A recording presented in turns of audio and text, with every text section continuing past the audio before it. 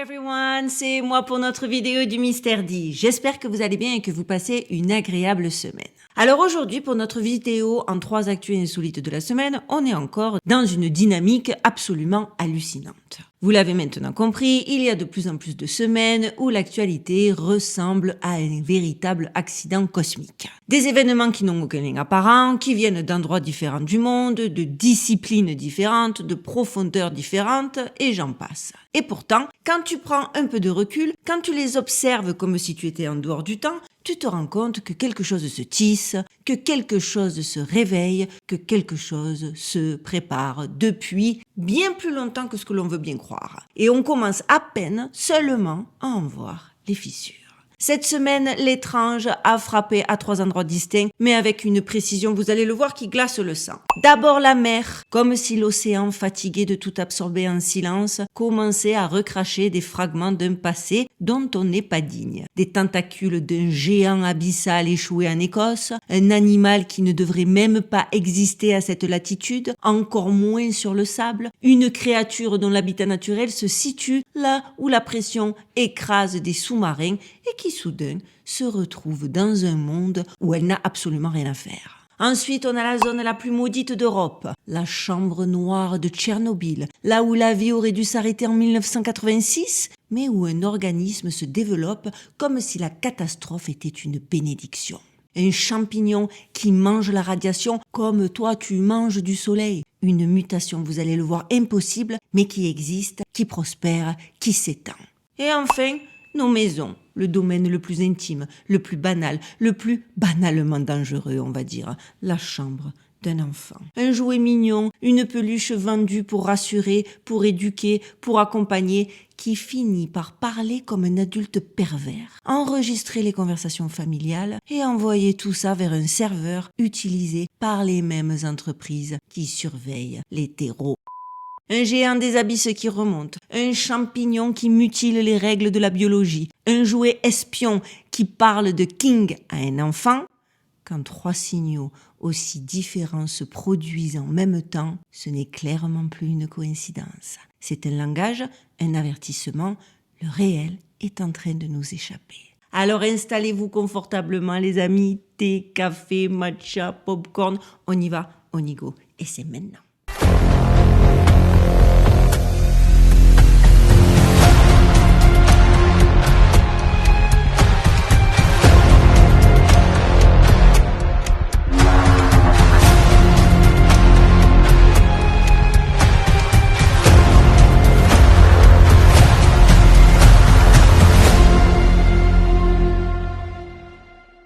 On rentre tout de suite dans notre actu numéro 1, le géant des abysses, quand les profondeurs tracent une ligne. Récemment, donc, je vous le disais en introduction, les autorités écossaises du Forvey National Nature Reserve ont relayé une découverte qui au départ ressemblait à un simple événement biologique. Un ensemble de tentacules massifs d'une taille rarement observée à proximité des côtes échouait sur une plage d'Aberdeenshire.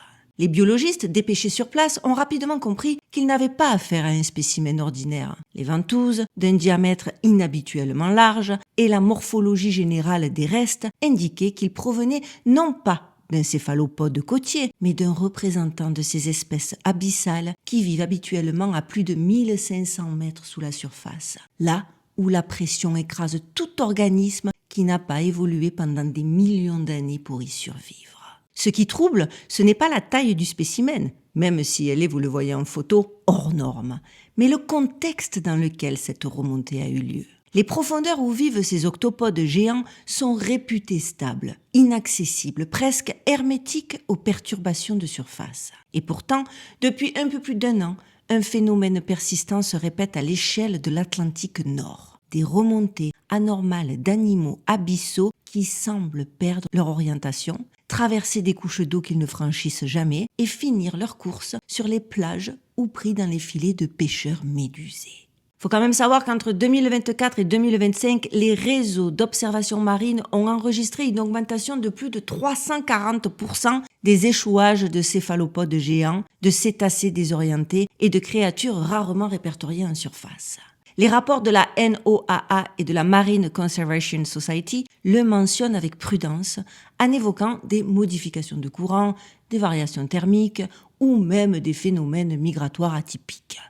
Le narratif officiel, quoi. Mais ce langage technique peine à masquer une autre coïncidence, beaucoup moins confortable et qui ne cesse de revenir. Les zones d'échouage se superposent presque exactement, à moins de 50 km près, au trajet des nouveaux câbles sous-marins posés depuis 2 ans par Google, Meta et Microsoft. Eh oui, les projets Dunan, Amitié et Grace Hopper ont redessiné la cartographie électromagnétique du fond de l'océan. Pour nous, ce n'est qu'une infrastructure, une colonne vertébrale numérique destinée à soutenir l'explosion des flux de données, mais c'est plus que ça. Surtout pour les espèces des abysses qui s'orientent grâce à la magnétite présente dans leur système nerveux. Ces champs à très basse fréquence sont tout sauf neutres. Ils créent des lignes parasites, des couloirs artificiels, des signaux que ni l'évolution ni leur instinct ne savent interpréter. Ce poulpe géant échoué en Écosse n'est peut-être pas un événement isolé. Il pourrait être l'un des premiers témoins visibles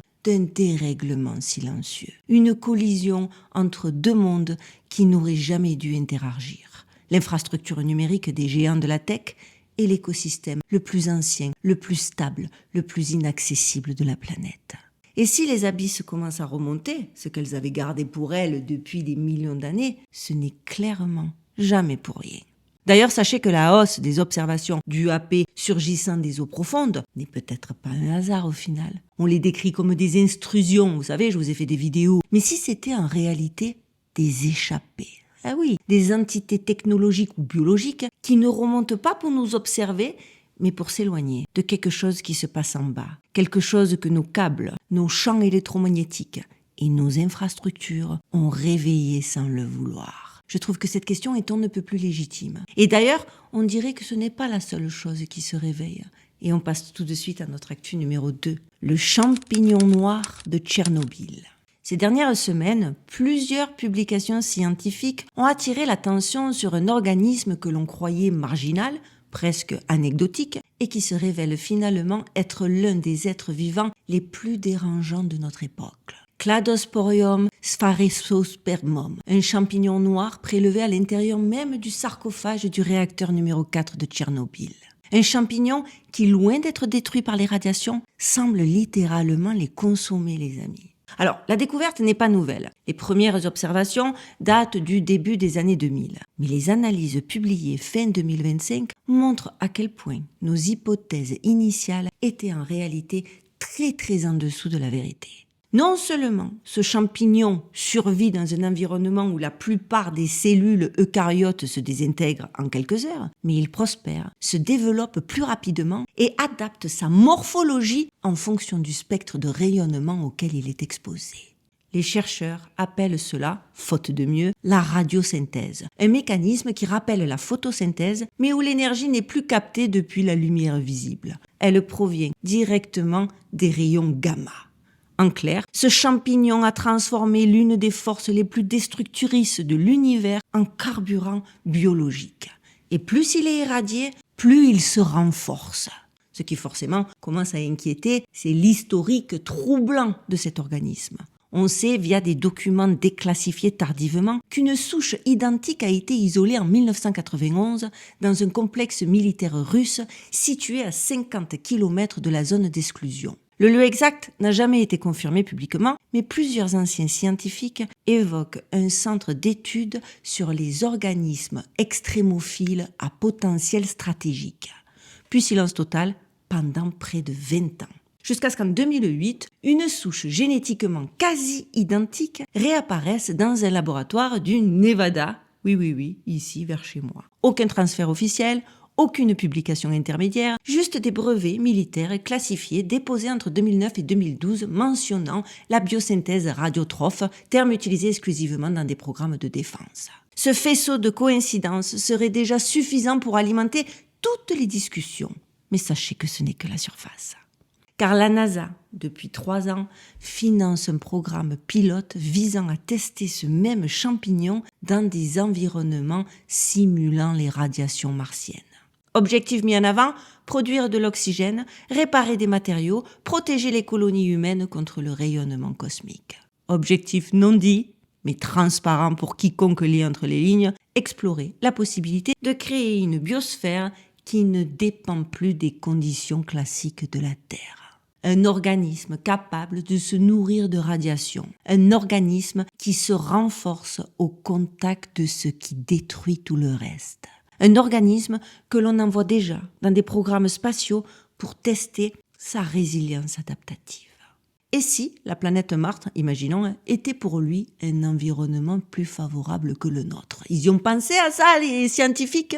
Tchernobyl n'est peut-être plus une cicatrice, c'est peut-être un berceau, les amis. Le premier laboratoire involontaire de ce que pourrait devenir la vie quand elle n'a plus besoin de la Terre. Ça, c'est ma conclusion, enfin mon analyse. Parce que ce qui rend cette histoire encore plus inquiétante, c'est que ce champignon radiotrophe n'est pas le seul organisme à se comporter comme si Tchernobyl n'était plus une cicatrice, mais une opportunité. Souvenez-vous, il y a quelques mois, je vous avais parlé de ces chiens devenus bleutés, génétiquement distincts des populations canines classiques, comme si la zone avait enclenché un autre tempo évolutif. Les chercheurs disaient alors qu'ils étaient les témoins d'une sélection accélérée, d'une adaptation fulgurante à un environnement extrême.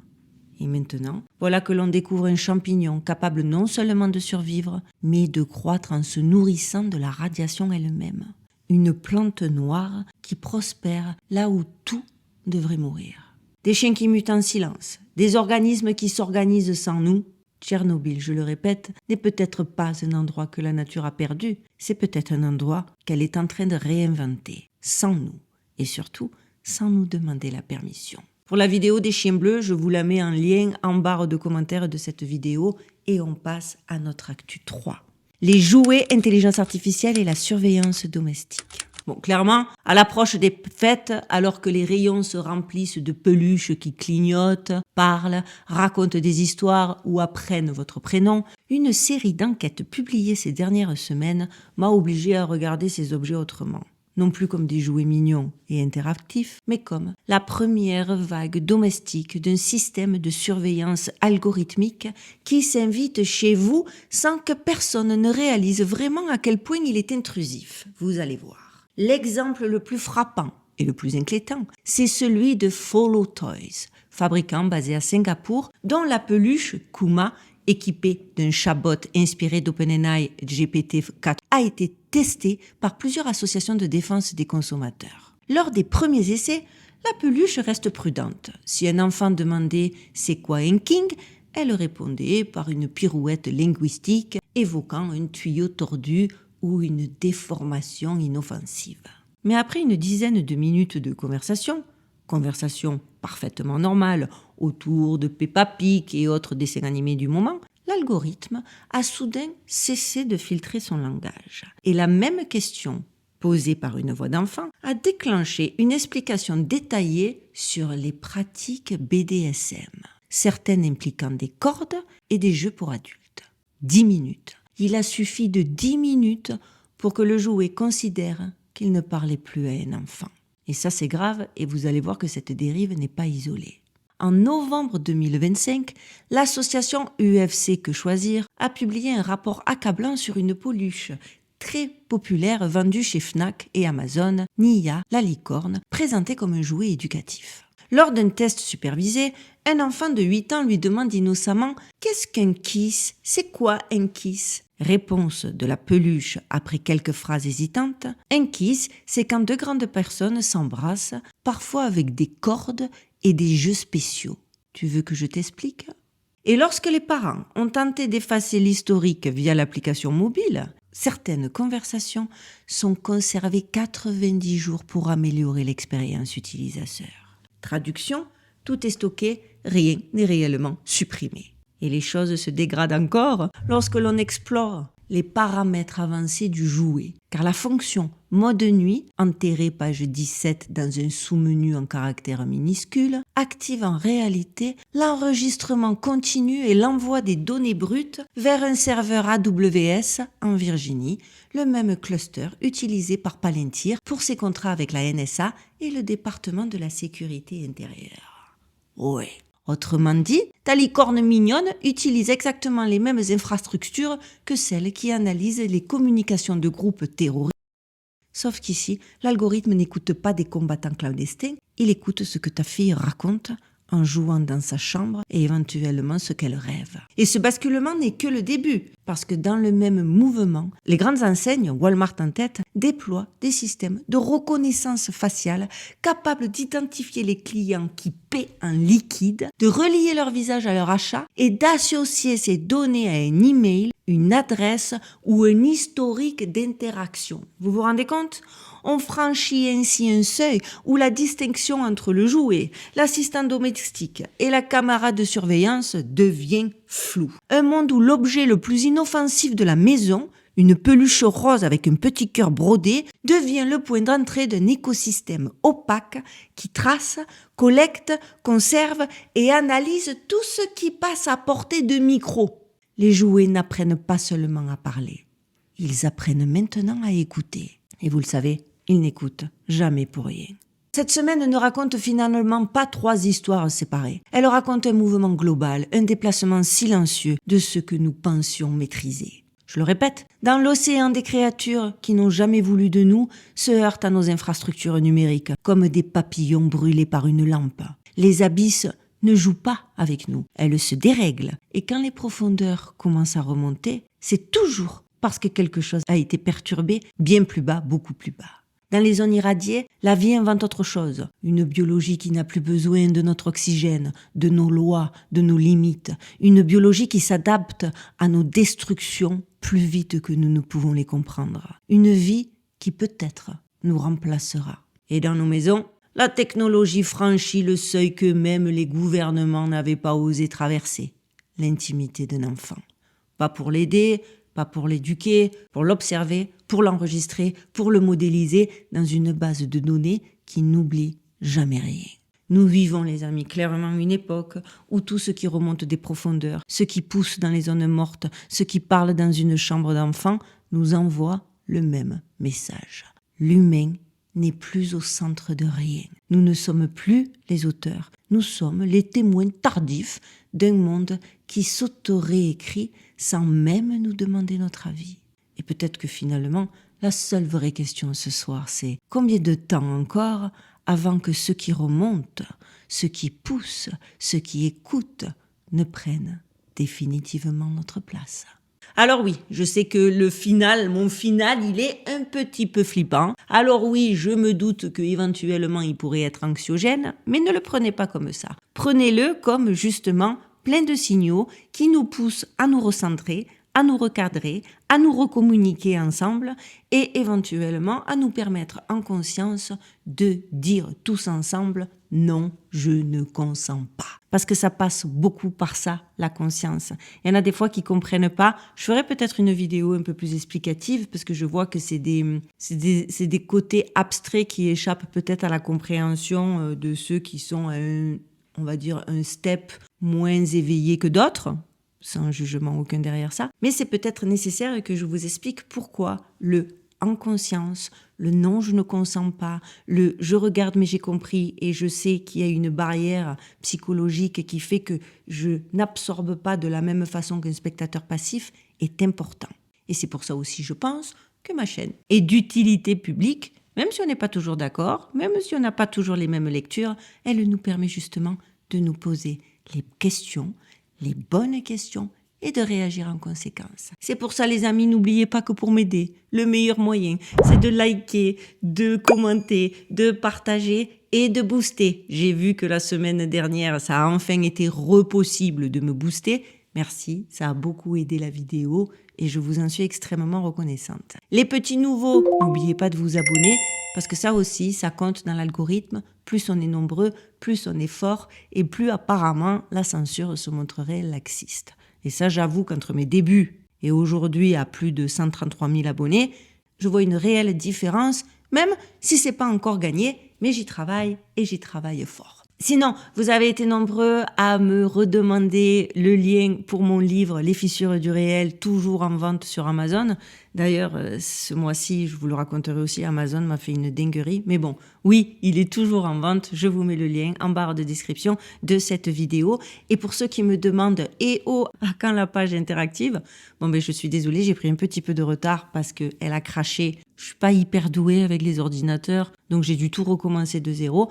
Mais elle arrive, hein, et si j'espère mi-décembre, et si c'est pas mi-décembre, pour sûr ce sera début janvier. À moins que, vous savez aussi, j'ai cette épée de Damoclès là, ce jury du procès. Je vais avoir la réponse définitive à si je suis retenue, si je ne suis pas retenue.